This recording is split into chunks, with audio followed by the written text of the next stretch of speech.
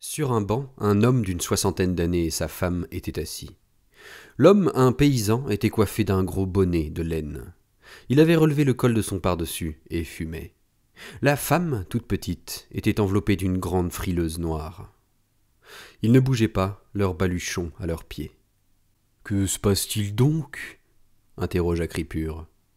L'homme releva la tête. Le chant continuait, au-delà du square, sur un ton de mélopée traînante, sauvage. « C'est pas fini, c'est pour toujours de cette guerre infâme. C'est à Verdun, sur le plateau, qu'il faut laisser sa peau. » Ils distinguèrent maintenant autre chose, des bruits de fer comme des casques jetés par terre, un bris de glace. « Ils ont décroché la machine » répondit le paysan. « Ça dure depuis le début de l'après-midi. » Il avisa la valise de M. Marchandeau. « Vous alliez prendre le train ?»« Oui. Et c'est comme nous. Il aurait fallu qu'on soit demain à Orléans, mais pas de train. »« Vous êtes sûr ?»« On vous l'a dit ?» se récria M. Marchandeau. « Qui ? Ils défendent de passer. Paraît que tout est désorganisé. »« Vous êtes sûr ? Autrement je serais pas là, » dit l'homme.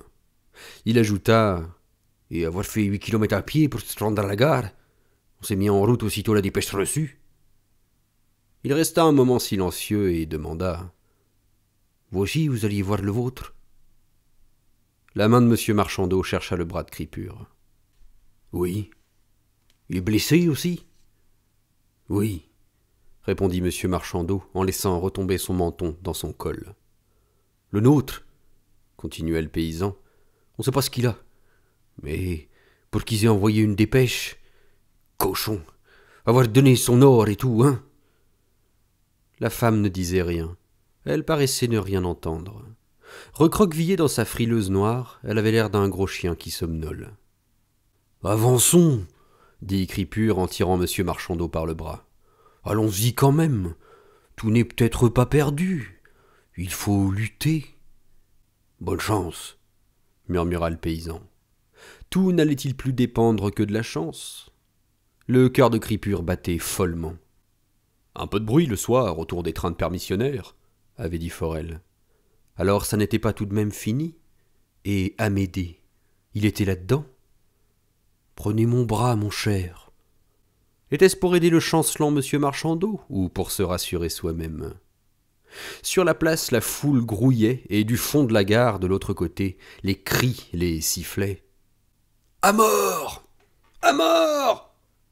Ils luttèrent pour se frayer un chemin jusqu'au barrage, au-delà duquel s'étendait l'espace vide de la cour que traversait de temps en temps un homme.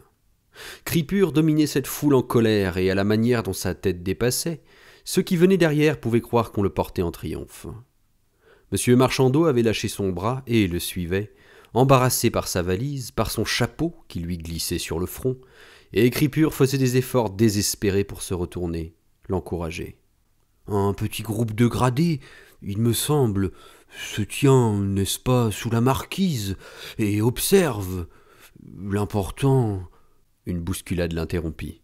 « L'important est d'aller jusqu'à eux. » Il parlait difficilement, essoufflé déjà.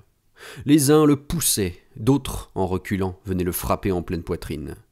C'était miracle qu'il n'eût pas perdu son binocle. « Avancez, nom de Dieu ! Enfoncez le barrage !» cria une voix à son oreille. « À mort les vaches !» Des cris de femmes se mêlèrent aux autres. Des cris d'enfants aussi. Cripure vit le barrage fléchir sous la poussée et se reformer. Il avançait toujours. « En arrière ! En arrière !» répétaient inlassablement les hommes de faction. Ils faisaient retentir sur le sol les crosses de leurs lebelles. « Laissez-nous passer avec nos femmes !»« En arrière !»« Laissez-nous passer !»« Les civils, en arrière !» Mais la poussée continuait, et dans la gare même, le tumulte redoublait. « À mort les vaches !» La panique saisit Cripure. Il poussa de petits cris, tandis que, de sa main libre, il essayait, mais en vain, de se raccrocher ici ou là, comme un homme qui chancelle sur une planche, posant tantôt sa main sur une épaule, tantôt sur une tête, une fois même en plein sur la figure d'un poilu, qui n'y prit seulement pas garde. La foule était si dense que le petit chapeau de Cripure, ayant glissé, resta coincé entre la peau de bique et une musette, d'où il eut toutes les peines du monde à le tirer. Il cherchait du regard une brèche par où fuir et n'en apercevait aucune. Il était à craindre que l'ordre vînt de dégager la place, et il serait jeté à terre, piétiné, écrasé. On le retirerait de là sanglant et boueux, à moitié mort. Qu'allait-il faire dans cette galère? Les cris l'assourdissaient. S'il lui arrivait malheur, qui prendrait soin de lui? Quelqu'un lui marcha sur les pieds et il cria de douleur, mais personne n'y fit la moindre attention. Qu'était-ce qu'un cri de douleur de cri pur, ici? Le proviseur lui-même ne l'entendit pas, emporté de son côté par les remous. C'était la première fois que Cripure passait inaperçu dans une foule. Personne ici ne songeait à le regarder, à le montrer du doigt, à s'étonner, à s'apitoyer ou rire. Et pourtant il était plus comique et pitoyable que jamais, dans son effort pathétique pour échapper à cette foule coléreuse et gagner quelque part un refuge. Il ne lâchait ni son filet ni sa canne, et songeait, malgré ses affres, à la bouteille de vin cachetée qui, à chaque instant, menaçait d'être brisée dans sa poche. « On n'en veut plus! Fini la guerre! La paix! La paix! À mort, Ribaud !» Les cris venaient de l'autre côté.